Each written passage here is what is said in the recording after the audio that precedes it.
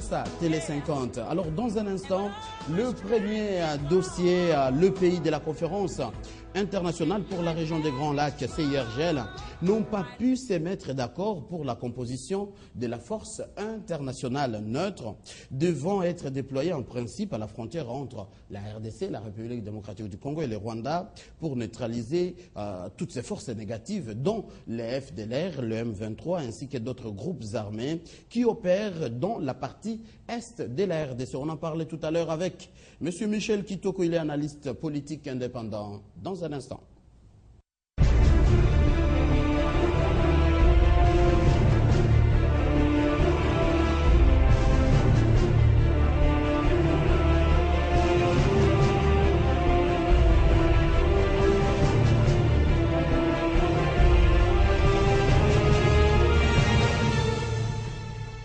Alors, Monsieur Michel Kitoko, vous êtes déjà sur ce plateau. Hein? Bonsoir, bienvenue. Bonsoir. Ah voilà. Sentez-vous à l'aise pour ce jeudi 9 août. C'est depuis hier que s'est clôturé ce sommet des chefs d'État concernant cette conférence internationale pour la région des Grands Lacs. Je pars avec une question simple mais un peu générale du journal Les Potentiels paru aujourd'hui. Conférence de Kampala, échec. Selon vous, est-ce votre avis?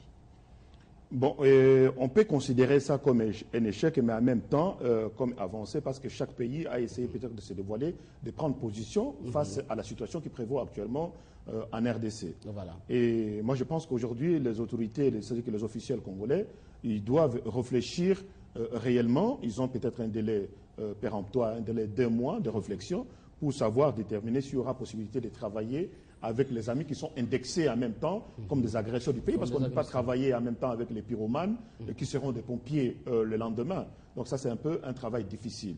Et moi, je pense qu'aujourd'hui, la RDC doit faire très attention et faire le distinguo, la différence entre la neutralité et la passivité.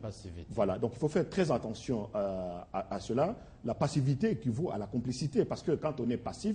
Sur le terrain, ça veut dire qu'il se pose un problème de complicité avec les forces négatives, avec les forces rebelles qui envahissent le pays. Et surtout que l'un des pays a été indexé par les rapports des Nations Unies, faisant comme État un pays agresseur qui est le Rwanda. Donc vous comprenez déjà que nous sommes dans une situation où il faut faire très très attention avec ces concepts quand on accepte la neutralité ou quand cette force soi-disant neutre risque de tomber dans la passivité. Parce que la neutralité vaut la remettre de l'ordre là où il n'y en a pas. Donc, il n'y a pas de l'ordre quelque part. Il faut que cette force soit déterminante à mettre de l'ordre là où il y a un désordre voulu par les forces négatives et surtout appuyé par un pays comme le Rwanda. Alors, donc, échec, quand on évoque échec, les chefs d'État entre eux, ça veut dire qu'ils n'ont pas réussi à se mettre d'accord. Encore 1 mois pour leur ministre de Défense de se convenir comment mettre en place cette force neutre. Et ce n'est pas tapé à côté. Ben, ils peuvent continuer à discuter, ça peut aller un mois de plus, ça peut encore prendre d'autres temps de réflexion. Entre-temps, la situation humanitaire sur le terrain. Voilà, sur le terrain, la situation tourne, moi je dirais, à la limite au désastre. Vous savez, voilà pourquoi, moi, dans mes analyses, j'ai toujours considéré ce mouvement comme un mouvement terroriste. Parce que c'est un mouvement qui se limite à terroriser la population locale qui vit dans des situations les plus désastreuses. Alors là, maintenant, qu'est-ce que nous pouvons faire? C'est qu'il faut que la RDC... Moi, je dirais, parce que nous avons une force ici qui s'appelle MONUSCO. Vous voyez, combien de forces nous allons gérer à l'intérieur du pays? Et j'en attire l'attention vraiment des officiels pour faire très très attention à de nouveaux concepts qui vont venir. Si la MONUSCO n'a pas pu prendre ses responsabilités, aller jusqu'au front, et aujourd'hui ils sont en train de se balader à des lieux touristiques ici en RDC, qu'est-ce que ça sert? Moi, je pense que l'état-major général de MONUSCO devait se délocaliser pour aller directement à l'endroit où se posent les problèmes. Parce que telle était la mission de MONUSCO, à l'époque MONUC aussi, pour essayer de mettre de l'ordre là où il n'y en a pas. Et ça veut dire nouvelle force internationale, incapacité de la MONUSCO, également des forces armées de la RDC à imposer la paix et à faire chasser ces groupes rebelles? La MONUSCO doit prendre ses responsabilités. Toutes ces responsabilités, parce que là, on trouve toute la force internationale qui ont voulu que cette mission soit mise en place pour aider la RDC à retrouver la paix. Donc, La MONUSCO ne veut pas prendre ses responsabilités pour qu'on ne dise pas demain ou après-demain que sous la MONUSCO, il y a eu l'échec, sous la MONUSCO, il y a eu balkanisation. Moi, je pense, nous avons eu la lourde responsabilité d'accepter cette force ici, en RDC. Il faut que cette force prenne ses responsabilités, où se trouve le nez des problèmes, la réalité des problèmes, les délocaliser, même par l'ordonnance du chef de l'État ou par la loi de l'Assemblée nationale. Il faut que cette force soit délocalisée de Kinshasa vers l'endroit où se trouvent les problèmes. Pourquoi pas exister à Goma durant toute la période où il existe encore les désordres pour essayer d'aider la RDC à retrouver sa souveraineté internationale dans tous les recoins de la République. Voilà la démarche que nous devons maintenant faire. Aujourd'hui, nous sommes à la recherche d'une autre force, soi-disant neutre, avec les agresseurs d'ailleurs, parce que la force neutre va être composée aussi avec les pays agresseurs. Nous devons faire aussi très attention à un nouveau concept. La MONUSCO doit prendre ses responsabilités, soit l'échec et le dire maintenant avant que la force neutre soit mise en place, soit dire ok, je suis prêt à... Mais il semble que les gouvernements congolais seraient d'accord que cette force neutre soit la MONUSCO, c'est que le Rwanda contesterait. Mais c'est tout à fait normal que le Rwanda va contester cette démarche, c'est tout à fait normal, parce que le Rwanda est considéré comme un pays agresseur. Ça, c'est la première des choses. La deuxième des choses, c'est qu'aujourd'hui, dans les consciences, dans la réalité, la RDC a le droit aujourd'hui de demander la levée de l'embargo militaire, embargo sur l'armement. Nous avons le droit de demander ça. Les raisons qui ont fait que ce pays soit sous l'embargo, ce sont des raisons révolues, qui ne relèvent même pas de la responsabilité du gouvernement actuel. C'était quelque chose déjà dit de l'époque de Mobutu, qui est déjà révolu, dont on sait que, quelque part, les tenants des aboutissants, le régime aujourd'hui n'en est même pas responsable. Aujourd'hui, le monde entier reconnaît que le Rwanda a agressé la RDC par le biais en appuyant les forces négatives sur le terrain. Je pense aujourd'hui nous avons le devoir et l'obligation, mais aussi la détermination de réveiller la conscience des officiels pour dire nous pouvons demander la levée de l'embargo. Il faut que les officiels le fassent. Ce n'est pas la Nations Unies, ce n'est pas la communauté nationale qui va décréter la levée de l'embargo automatiquement, sans qu'on puisse faire une démarche initiale vis-à-vis de ceux qui ont mis l'embargo dans ce pays. Mais M. Michel, nous sommes des journalistes, mais on observe que personne ne veut indexer les coupables, les responsables, d'ailleurs cités par la Commission de discipline des Nations Unies.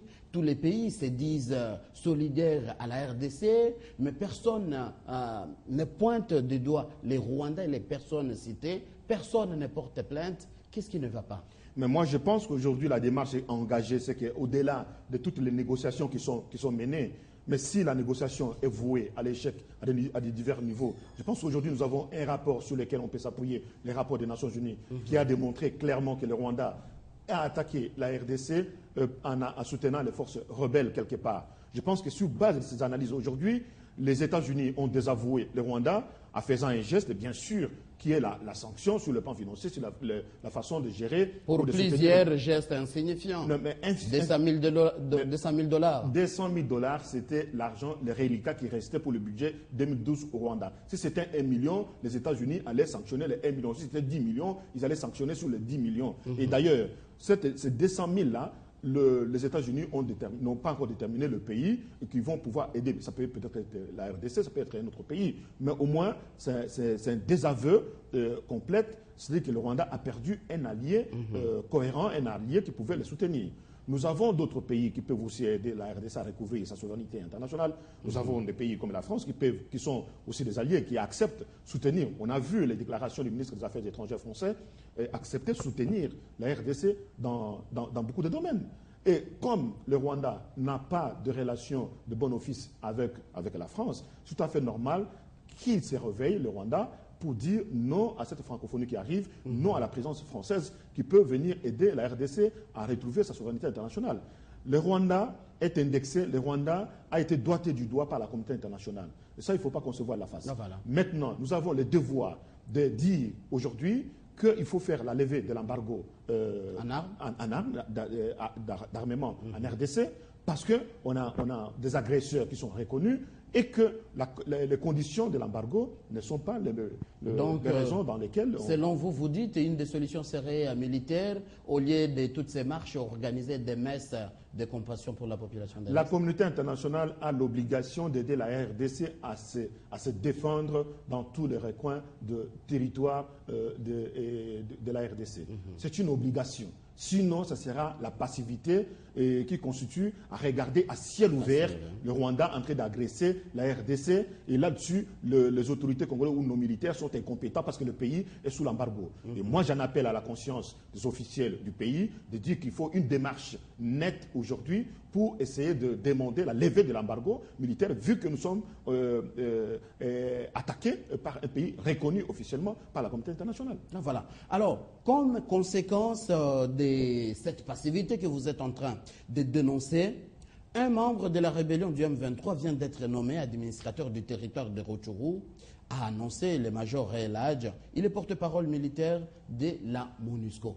Est-ce le début de la balkanisation? Au nom de qui le M23 commence à nommer des administratifs? C'est de l'insulte.